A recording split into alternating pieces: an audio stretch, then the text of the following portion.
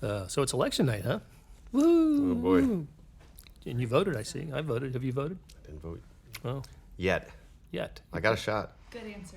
you do. Got a shot, yeah. I did it early because I know the KU game's on at 6 tonight, so.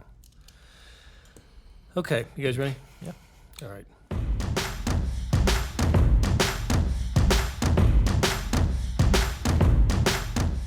The day after the World Series ended last week, the Royals named Mike Matheny as their new manager. Matheny was the favorite, so the choice didn't surprise. But was it the right hire? Star columnists Sam Mellinger and Vahe Gregorian discuss the move on SportsBeat KC, presented by Big O Tires. It's Tuesday, November 5th, Election Day. Hope you voted. And I'm your host, Blair Kirchhoff. Also, today is the opening of college basketball season. And did the Champions Classic land a good one?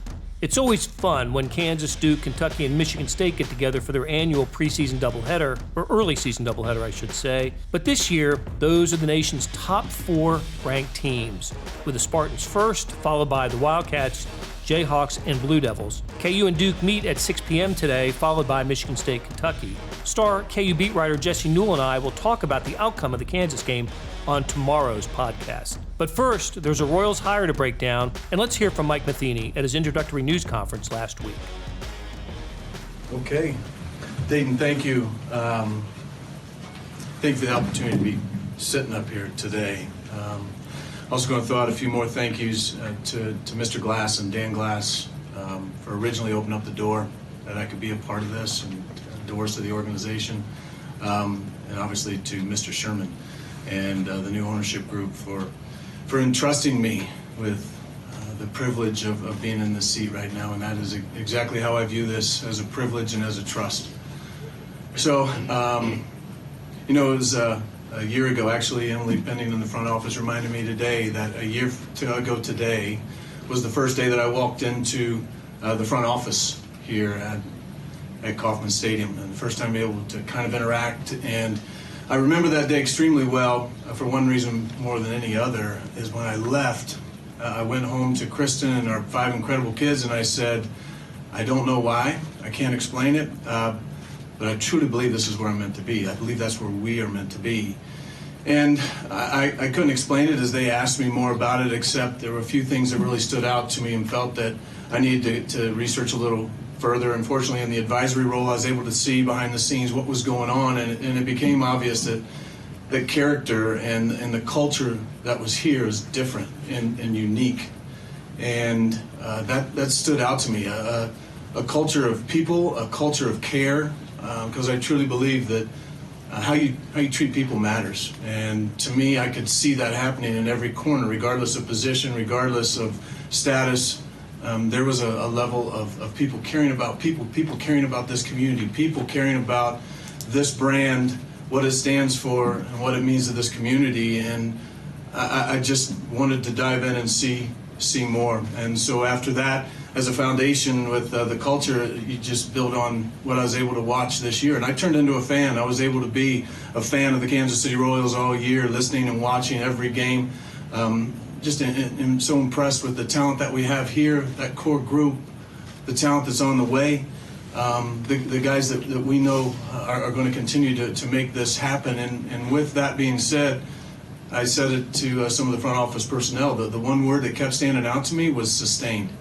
And it wasn't just let's get back and have success. It was how do we create sustained success? So you've got an incredible culture, you've got a drive and a commitment. You've got incredible players that are on the way with a very, very bright future.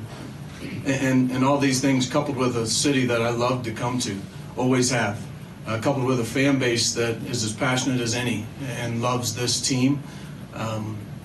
All of those things together created an opportunity for me to have a really clear answer not too long ago when Mr. John Sherman asked me, why do you want to be here? And I had a why, and the why was this, is I truly see something very, very special about to happen here. And I want to be a part of it. So Mike Matheny thinks something truly special is going to happen, and he wants to be a part of it. Good. I hope something truly special is going to happen as well. When's that going to happen? Vahe Gregorian and Sam Mellinger are here to discuss the Matheny press conference and some of what he talked about, which, by the way, was in 2 parts. which I found very interesting and contrasting, right? The press conference may have been boilerplate stuff, as press conferences tend to be, but then he had a little side session with Vahe, Sam, and some others that was a little more revealing. Tell us about that. Well, one quick thought on that is it was very alert of the Royals to make sure to do that. Very astute.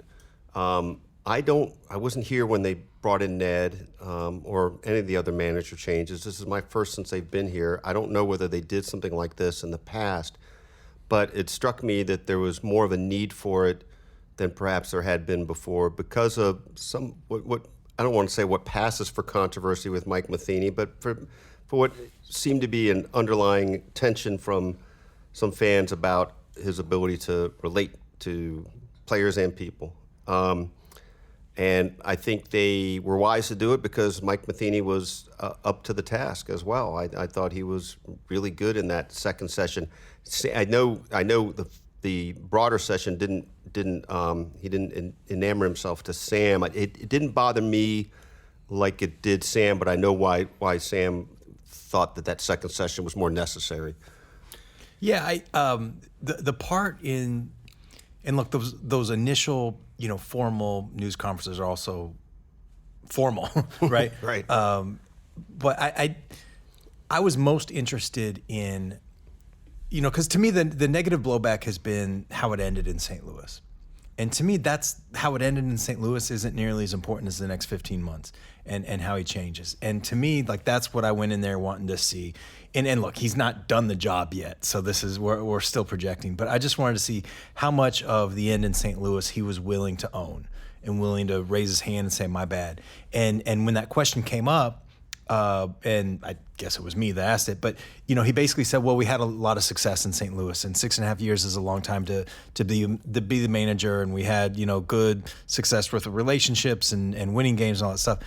That's all true. 6.5 years is a long time for a manager in big league baseball, and they did win a lot of games. Made four postseasons, postseason in each of his first 4 years. But that's not the point. The point is he got fired. And so to me, that was really disappointing that was deflecting, nothing went wrong. Sometimes change just happens. And it was so different than how he was with I can't remember how many of us there were. Maybe in that, 6, 7, 8. Yeah, something like that. He went on, I asked kind of a similar question of what I did in the formal press conference, and he talked, I timed it, I didn't time it, but on the digital voice recorder, it was like 7 minutes he talked, and he owned everything. It was so different than the first time, and I don't know if if it's a chance to think about, how you answered the first time, or if it was just a more relaxed setting or what, but to me, it was two ends of an extreme. And I was so impressed with him in that, it wasn't one-on-one, but in that just smaller group setting. I thought he was terrific there. You said this in as many words, but I think his best answer of the day was the one to your question, the 7-minuter. Yeah. And his worst was the one from your question in the press conference. Because it was borderline defensive the way he said it in the press conference. And he had owned up to some stuff in kind of half stride ways before that, but that kind of took it back a little bit, and it'd be interesting to know how you and me too what we would have written if we hadn't had that second sequence. I think it would have been different on both parts. I think maybe you a little more specific to that. Yeah, so it's a weird thing. You hire a guy that has a .555, I think that's right, win percentage. And made 4 straight postseasons. And the reaction almost immediately from the moment he was mentioned as a candidate, at least from what I've seen, has been basically 100% negative. You don't get 100% of anything, but I'm struggling to it was as if he had committed a crime of some sort. That's how I remember feeling. What has he done exactly that way? And I think, and I want to be clear that this is not Mike Matheny or someone close to Mike Matheny saying this, but just from talking to people in and around St. Louis and that were there during that time, I think some of the Bud Norris stuff in particular has been overblown or mischaracterized. I think some of the other stuff about Dexter Fowler and him not talking to each other, I mean, there's there's receipts, as people would say. There was a story in the St. Louis Post-Dispatch where Derek Gould, who I think is one of, if not the best baseball beat writer in the country, just asked him, and no, look at my phone. Here's a text thread with me and the manager. But he obviously had some mistakes. He obviously, there's young players that didn't feel like they had a chance, or more specifically, didn't know how they could trust him of how they can be in the lineup the next day. There's some rough edges like that. I also think that I believe that Mike Matheny is smart. I believe that he's focused. I believe that he's committed. I believe he's a good baseball man. And I think when you have all those ingredients and your weaknesses, your blind spots, as that was Matheny's term, get exposed in that way, if you have any self-awareness at all, if you really do care about your craft as much as Mike Matheny seems to, you're going to effort to correct those things. And I think he has in some really tangible, obvious ways. This is going to be the thing that, of course, we can only measure going forward, and maybe even that won't really measure how he embraced that stuff in the last 15 months. But to me, it's pretty clear that this was just sort of an incubator of all that this last year or so. That he really wasn't kind of in a full immersion of self-improvement. I mean, I really believe that, and whether it was being involved in virtually every facet in some way of the Royals machine, right? Whether it's being with prospects or being in the training room even a little bit, or working with analytics people, all these things. That's one plank of it. And then I guess he took some things on himself that were sort of under the Royals umbrella, but maybe at his own volition. Things like getting media coaching. He's alluded a few times, and as did Dayton, to leadership courses. It's a little unclear to me exactly what that was, but all that stuff to me I see it as telling, and I believe it. I believe that meant he was a person who understood he had blind spots and needed to get better. And you've said this before, Sam, with different audiences, but I'm like you, and I know Blair's like this. I think we all believe in, not just second chances, but that, why wouldn't you think people can get better and learn from their experiences? The line of his I liked. I'd never heard it before. Maybe you guys have. But I asked him something about if he's actually better off for having been fired, and he used that line about never trust a leader without a limp. I thought that was interesting. I mean, to me, it spoke to him embracing the idea that he had stuff to work on. I believe that so deeply in my heart, too. I've never heard it said in those words, but failure is like the best teacher in a lot of ways. And I think that, and this has come from, I think Mike has said this out loud, I think, but I know people close to him have said that to me, that he just simply was not ready for that job when he got it. Just was not. Took over a World Series winner for a literal Hall of Fame manager. He didn't have any professional coaching experience, just none. Obviously had a 12, 13, something like that, big league career, successful too, 4 Gold Gloves, I think. He was a good player, but had just never managed and just wasn't ready for that job at that scale at that moment. And I just, how could you not think that he's going to get a little bit better? And look, I say all this, and I always have to disclaimer it.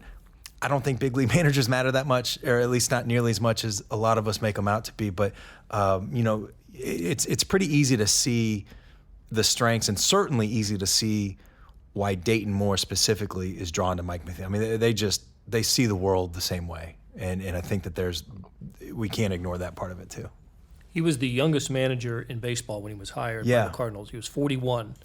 Sort of kicked off that trend of hiring guys straight out of their playing careers. I mean, you just saw Carlos Beltran, and there's probably been 15 or 20 of them in the years since.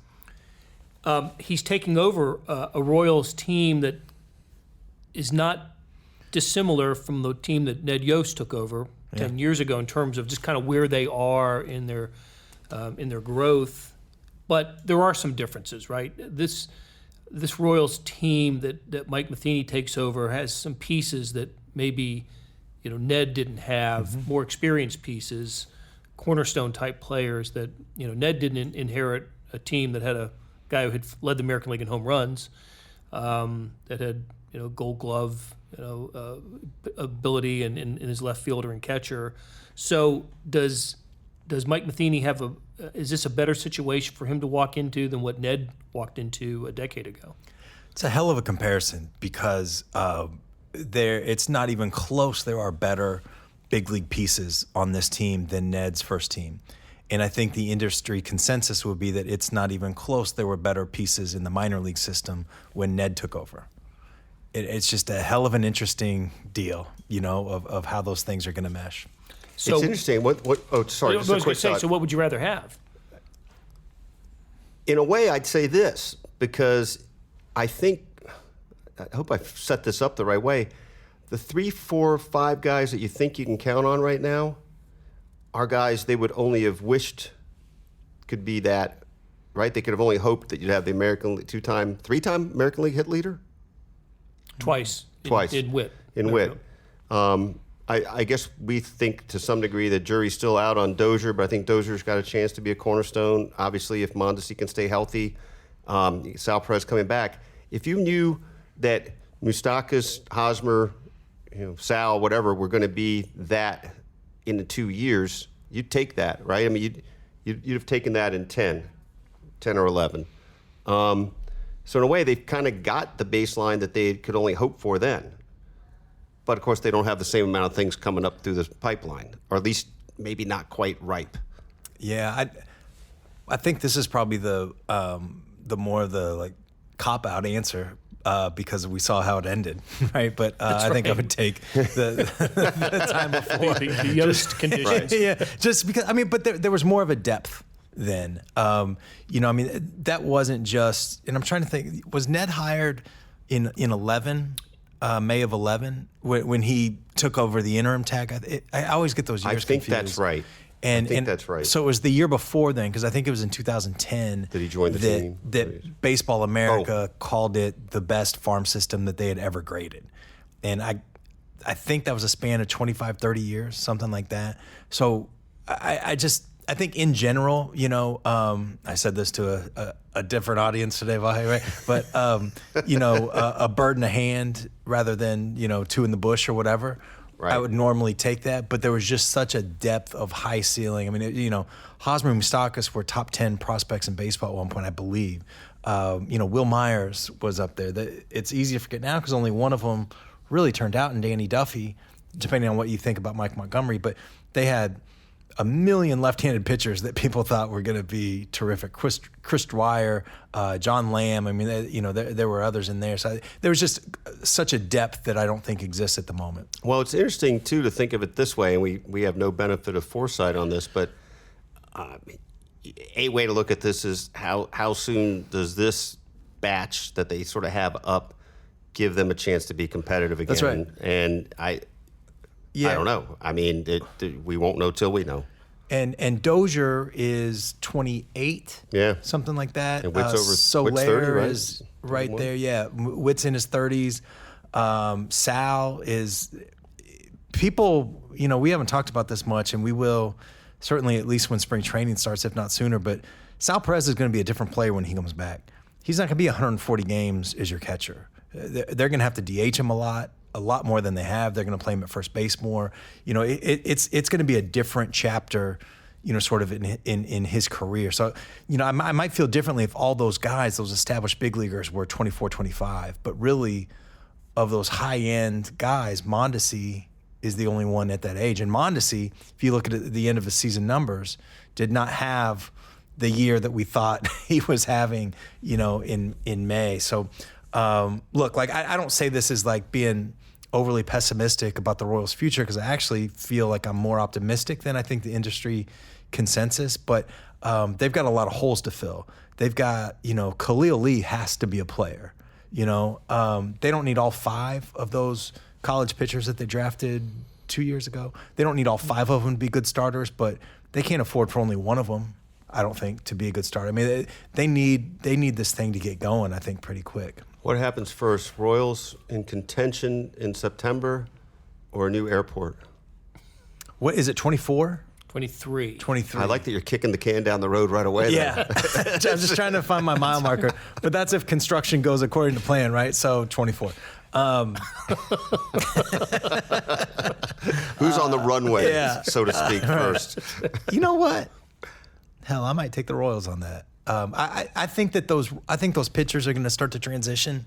I think Springer and Coar are probably both going to be up May, June, July, somewhere in there. And I don't expect. I believe next year to be I want to make sure I get my years right. 2011 of the first rebuild. When Sal came up and debuted in Tampa, and they kind of had all their guys. And hopefully there's not our time 2012 year, right? Hopefully you can skip that step. But I don't know. I somehow, and maybe it's just because we just saw it work, right? Like the last time. But I think I actually would bet on this thing taking. And I think, notably, I think the industry consensus would, if you had to take yay or nay, it would be thumbs down. Because we have access to the information, Ned took over for Trey Hillman in May of 2010. 10. Oh, Okay. it's 10. 10. But it was that offseason, I think, before the 10 Yes. season, that it was the best farm system in the history of upright man. By Baseball America or somebody. Yep, that's right. And at that point, I remember, and I think this is probably still true. At that point, every year that Baseball America had said that a certain franchise had the best farm system of that year, within 4 years, that team made the postseason. So the Royals barely made it, right? It was snuck in 2014. at the end, right. Oh, with one exception. I think the Pirates were an exception. But so that, 25, 30 years, they'd gone 29 of 30 or whatever it was. They used their entire time allotted. Yeah. 4 years to get there. They came on like gangbusters once they did, though, boy. All right, I think we're looking. I was just fooling around with a possible lineup for opening day lineup for next year, right? Salvi catching, O'Hearn at first, Nicky Lopez at second, Dozier at third, Mondesi at short. Let's say Alex Gordon and the Royals come to terms on a 1-year deal. So Gordon left, Bubba Starling in center, and Witt in right with Soler as the DH. I think that's that with the age factor for some of these, that's something of a lineup in transition. There's some age there for sure, but it's a major league lineup. It's a major league lineup, and what's interesting about your question about transition, right? I mean, part of that's obviously Alex, but I don't know who the left fielder is if it's not right Alex at this point. Right, you could put Soler there, I guess, if you wanted to. But it's interesting to think about, to Sam's point about Sal and also just Witt's age. Sort of the expectation, at least one of the reasons we think that they weren't dealt, is that the idea that they will be part of the next resurgence. And I think that's just an interesting thing to chew on in what you just presented. Like, okay, I think those guys can still play. I think Sal will play less. Do we see them both here in 2023 being productive? If in 2023, I think Sal is probably not the primary catcher by that point, and maybe he's a DH. And you don't see him having a Yadier Molina type of. I don't. I think he's taken a lot of hits. I think that they have different body types. I think that matters. I mean, Sal's just a big guy. Yeah. And he's already had 2 knee surgeries, at least the one. And now Tommy John, he doesn't move like he used to, and he never moved great. I don't. And I'll tell you this, I don't know if the Royals, in their heart of hearts, if you were going to map out your World Series winning roster, and this is a game that baseball people often play, what that looks like, I'd be curious, if they would put, I think their best case would be somebody like, Melendez as the catcher at that point, so one of these, because they've got some catching prospects, one of those guys to rise up. Okay. But what your real point probably was really about what do we think that team will look like in terms of what it can produce next year. Well, look, offensively, I think the Royals were not great, but they did have the American League or Major League home run leader, and led them in hits. American League, stolen bases. They had pieces. 3 of the top 4 triples guys, for what that's worth. There were pieces. Like that. 162 home runs as a team. I noticed that. So, I think you can win with that lineup. I just don't know. I don't know what the rotation's going to be, and who are we looking at 3rd, 4th, and 5th starters, and the bullpen is really a project. You know what? I was just looked this up just to kind of underline the point that the Royals had a good lineup. Do you know they were 14th in the American League in runs?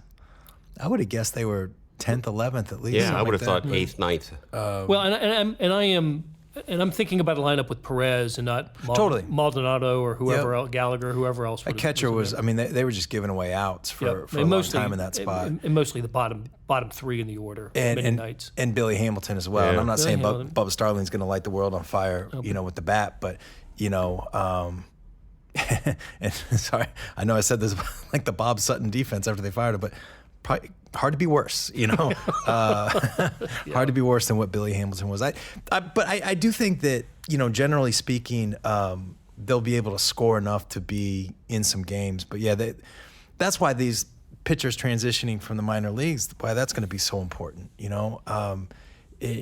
bolster that rotation, and then all of a sudden maybe you get enough that Danny Duffy can go in the bullpen, or maybe Jake Junis they decide is better, like whatever. But they got to have pitching, because there were times where they were scoring okay, but just if the Royals have a 5-2 lead in the 7th, you feel like they have a 50-50 chance of winning. They can't have that. To underline something that you have said, and I think it's really smart, Sam, that, when I think of the Chiefs, no matter who's a quarterback, I think, well, Andy Reid will help kind of scheme them up, and, there's the Andy Reid factor there. And when I think of Kansas basketball, I think, well, they got Bill Self, they got one of the Hall of Fame coach and everything. But when you think of the Royals and the manager, we got into this talking about Mike Matheny. It's like, he doesn't matter. Yep. I mean, it's just make sure the pitching changes are right. Although I guess that was one of the complaints about him in St. Louis was the double switch, and he didn't always get that right. But it just strategy wise, it just seems to make less of a difference. Yeah, especially in the American League. For sure. I mean, that's the thing. Like, I think Mike Matheny's going to look like a really good manager if, Kowar, Lynch, Singer, if all these guys turn into really good players. Manager of the year. yeah, and he's going to look like a buffoon. If and there were times I'm not going to sit here and stand for Ned Yost as a strategic genius or anything like that, but and every manager takes arrows on their bullpen management. I don't care who they are, what city. No doubt about it. It happens in 30 out of 30. But there were a lot of times last year where it didn't matter what Ned did. Maybe you make the argument that the other guy should have got the chance, but then I'd make the argument that the other guy would have blown it worse. It was a decision between two bad choices a lot of times, and that's on Dayton. That's on Dayton and JJ and all those guys to get them better pitchers, and that's the bigger part of this. Okay, let's take a break, and when we come back, did you guys know it is the opening night of another season of college basketball? We'll be back to talk about it in just a moment. Big O Tires is rolling out Black Friday deals now to December 8th. Get limited time Black Friday savings on oil changes, brakes, car batteries, and more. You'll also save big on tires. How big? Buy 3 select tires, get 1 free with paid installation, including brands like Nitto and Cooper. Get 4 tires, but pay for only 3. Right now at Big O Tires during Black Friday deals only through December 8th. Interest-free financing available too. For your nearest participating location, go to bigotires.com. Hey, it's Blair. Hey, we have a special subscription offer for SportsBeat KC listeners, unlimited digital access to the Kansas City Star's award-winning sports coverage. Sign up now for 1 year of Sports Pass for access to all the sports news, features, and columns we have to offer. And it's only $30. That's a 40% savings off our regular rate. For your convenience, your subscription will automatically renew after the initial term at $50 unless you tell us to cancel.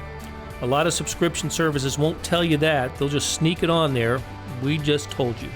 Your subscription helps support the sports coverage of kansascity.com and the Kansas City Star. Please visit kansascity.com/sportsbeatkc offer to get this special offer. And as always, thanks for listening. Some sports have a kind of a pageantry opening, right? Opening day in baseball is celebrated. I remember when the Cincinnati Reds were given sort of the honorary position of having the first game, and NFL now starts with a Thursday night opener, and college football has that Labor Day weekend where they get just nights. College basketball kind of just sneaks up on you, right? With a couple of exhibition games, and then all of a sudden you're in the season, and people are asking, well, was that an exhibition game or was that a regular season game? But this year, look, the Champions Classic has been a great event for now almost 10 years now, I suspect. And this year, it's just spectacular with the top 4 teams in one building tonight at Madison Square Garden, with number 1 Michigan State playing number 2 Kentucky, and number 3 Kansas playing number 4 Duke. And I know this is not going to. We're going to talk about the KU Duke game. This is not going to have much shelf life because the game tips off at 6 p.m. today. But I've always kind of dug this Champions Classic. I mean, with these 4 teams, they're usually all ranked, but to have a top 4, that's a hell of a way to get into a season. It is a lot of energy, a lot of fun, a little bit of probing, and yet nothing that's really going to dictate the season. But it's a lot of star power, and short of late night at the Fog, I guess this is the kickoff night. The only thing, I love the Champions Classic, because some years those teams are going to be better than others, but that's a pretty good pool of 4, right? Like, that those teams are going to be good. I wonder, what you just said something, Blair, about the season still kind of sneaking up on you. Sometimes I wonder if that's a little bit there in these NBA arenas, right? It's from New York to Chicago to Indy and somewhere else. One year it was in Atlanta. Atlanta, that's right. I wonder if you did it on campus. It would look cooler on TV. And I also wonder if you could add to it, have these games at this time, but then bring in other top programs, Carolina,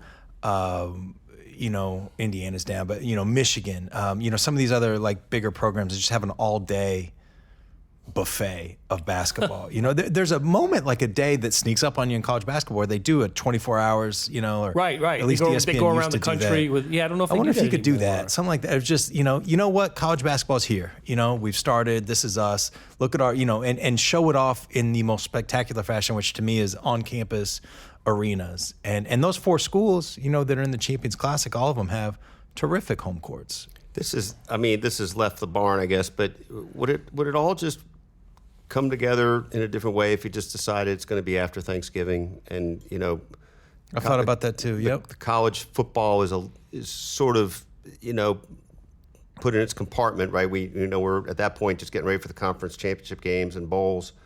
I don't know. I mean, it's. I like your point though, Sam, about doing something just absolute all-in energy on the whole game.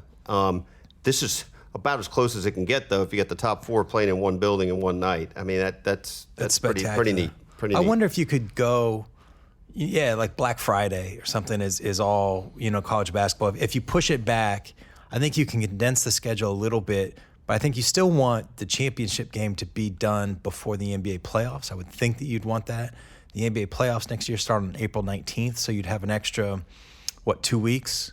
To play with. So you'd push the season back 3 weeks and have 2 weeks on the back end. You'd have to condense a little bit, but I'd be all in favor of that too. My thought has always been, when we think about the opening of sports, the dates are always fluid. There's no set date for baseball's opening day. It's just if it falls on this weekend.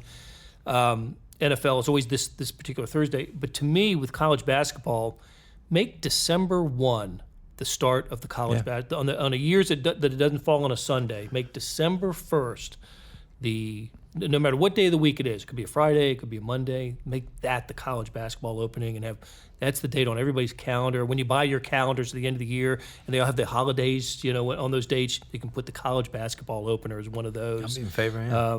But I do, in that way at least, not only do you have a uniform start date for everybody, but you get college basketball out of November and let college football have its month. Yep. Its biggest month, the biggest games. Look at this weekend in college football with Totally. Alabama, LSU, and Penn State, Minnesota, and Iowa, Wisconsin, even Kansas State, Texas. I mean, just a bunch of great games this weekend after having crap games last weekend. Let college football play itself out in November. College basketball begins December 1st. And listen, I know that's 1940s thinking because that's what used to happen. When you go back to it, you look at a 1940s basketball media guide, and look at the schedule, and everything started in December, right? Yeah. But it's just not the way. So look, KU Duke tonight.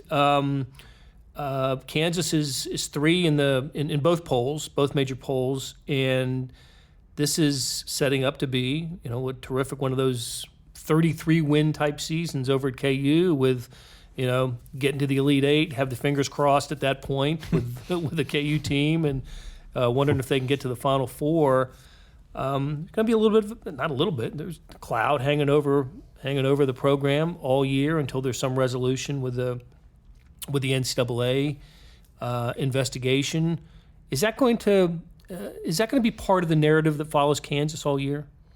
I think so, in some form or another, right? And one of the ways we know it will be the trite but true, I guess is a way to put it, a way that teams and coaches will appropriate that kind of thing in their favor, right? So clearly Kansas will, I don't know how much they'll publicly say it, but maybe Bill will allude to it a little bit, but I mean, they'll absolutely make this about, it's just us, everybody's out to get us, NCAA's out to get us, and it'll work, right? I mean, it'll trigger something, I think, inside. I mean, I guess you can overplay that hand, but it wouldn't work if you didn't have a really great team to begin with, too. And I think this is going to be a really fascinating season for KU, in part because that cloud is there. Well, they've got two of the two players in Udoka Azubuike and Devon Dotson who are on everybody's preseason watch list, preseason conference, all conference. A couple of good guys to build a team around, and kind of in more Bill Self Kansas fashion, a true post player in Azubuike, and with the return of Silvio De Souza, I guess that's sort of the mystery of this team, right? He wants to be able to play both of those guys, but you got to figure out if they work together on the floor and together. I don't know if that's going to be the case, but it looks like a deep Kansas team, and guys who got a lot of minutes last year might not get as many minutes this year. We already know that Mitch Lightfoot, the plan for him is to redshirt this year, and he was getting a lot of minutes a year ago. So, is this shaping up as a Final Four type year for KU? I mean, yeah. Why not? They've got enough guys, right? It's interesting. If one of the strengths of this team is the post depth, the current reality of college basketball might make it hard for Kansas to use that post depth, because one of the challenges, and I think Bill Self has talked about this out loud publicly, is if you can smother teams with Azubuike and either Silvio or McCormick, Yep. Just two of those three on the floor at the same time, and you're just going to manhandle people inside. But on the flip, now one of those guys has to guard a guard, because a lot of teams are going to go four outside of one. It's just an interesting, kind of strategic, kind of deal like that. But it's shaping up to be a hell of an interesting season, not just because of the talent, Devon Dotson coming back. I mean, there's just not a lot of teams that have a point guard with some experience, like Dotson, and a post guy. I know he's still just 20. I think he's still 20, Azubuike, but, a senior, coming back. And they've got both of that. And this cloud. And it's absolutely a cloud. And, there's 100% chance, by the way, I didn't think about this until just now, but like every broadcast, KU plays a lot of national games, obviously, but that's going to be a thing that KU fans are just sick of hearing about. It's going to be an over-under, first TV timeout, or after are they going to mention that? But it's going to be part of the story. It is part of the narrative. Every time, I remember last year when Silvio De Souza was sitting on the bench, every time they went to, the camera went to him, he had to talk about why he was sitting out at the moment. Of course, he was, he got his suspension reduced to the one season, which was last year. But I've talked to Fran Fraschilla about this, and he says, yes, that's, you can't ignore it. You're going to talk about it. So one key player, just not to get too far into the weeds, but one key player for them is going to be Isaiah Moss, because they need shooting. Yep. He's the shooter. They need shooters to make those post people matter. To bring those, bring the defenders out. That's going to be a huge part. And is he playing tonight? I heard he was playing on a limited basis. Yeah. So he's got he's been injured, and it's been throughout the preseason. He's the transfer from Iowa. From Iowa, right. So and he would be their best shooter on the floor whenever he's on there. So interesting that the 3-point line's moved back now. International distance. That'll be fun to see and see what impact that has on the college game. But it's also opening night for Kansas State. The Wildcats are home to North Dakota State. You think, rollover. North Dakota State was in the tournament last year, is favored to win the Summit, and returns all 5 starters. This is a game that, if K-State's not in the preseason top 25, but if they were, this would be a red alert, upset alert type of game. And Kansas State's having to go forward without Dean Wade and Barry Brown, and but they have nice pieces as well with Cartier-Jada and Xavier Sneed. I think Kellis tells me it's the Juwan Jackson, the freshman guard, is someone who's exciting the fans there. So Kansas State picked 9th. Maybe this is one of those situations similar to Missouri, which was picked 13th in the SEC, where we think that this is a better team than next to last in the conference, don't you think? I think that's true, and I guess the question will come to be whether it's because we think we know a little better than they do from outside, or it turns out we just were a little blinded by. Yeah.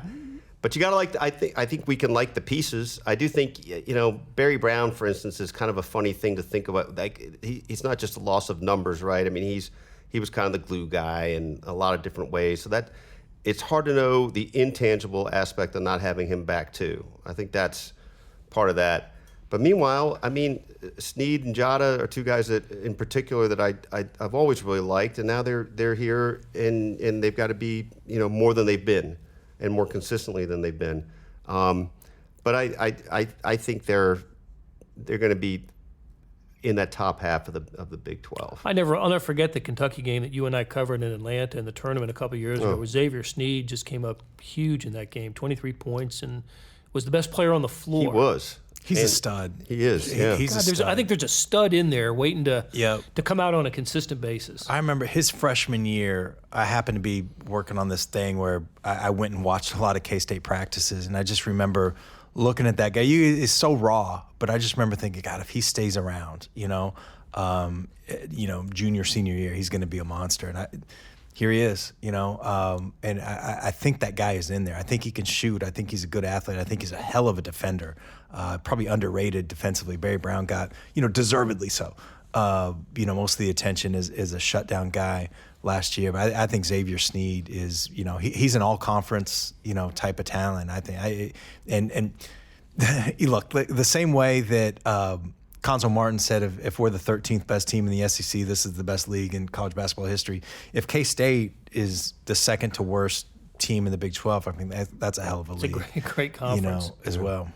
And the 3 of us spoke at the Tiger Club of Kansas City earlier today, and we talked a little bit about Tiger basketball, which starts on Wednesday. They play Wednesday and Friday this week to open the season. And we spent a lot of time talking about Jeremiah Tillman and Drew Smith as key components. What we didn't talk about, though, was they've got some experience back in Pickett and Xavier Pinson and Watson, the sophomore guards. That's a nice little, and so we talk and bring Tillman back. They've got a nice little foundation here of experience that I think is getting overlooked by those that do the prognosticating. Yeah, I think that's right. And it's funny. It is, some certain amount of experience, but it's sort of young experience too. So maybe that's less than overwhelming that way for a team that has not been what you'd hope it would have been. But I think the number that we agree on this is 7 of the top 9 scorers back, and then this sort of Drew Smith, for lack of a better term, X factor. I mean, I think people think he can be a difference maker in how everything else falls. And if Jeremiah Tillman becomes the guy that he almost has been several times, but not quite, I think that they can do a lot of different things. I think they could beat a lot of different ways. I think they'll be good defensively. Just like K-State a little bit, though, I feel like it's a little bit of like pieces that we don't quite know how they mesh. Whereas with Kansas, I think we have some sense of how it'll mesh, although a lot of these guys haven't been together before. But I think that's kind of the mystery of Missouri, is getting it to gel. I thought it was interesting, too, in their one exhibition game, they were close with Central Missouri at halftime, ended up running away in the second half, but Kobe Brown started that game, and not the Trey Jackson, the more ballyhooed freshman. So be interesting to see what Missouri rolls out there for a starting lineup on Wednesday. Sam Mellinger, Vahe, Gregorian, thanks so much for stopping by and chatting sports in Kansas City. Pleasure, Blair. That's a show.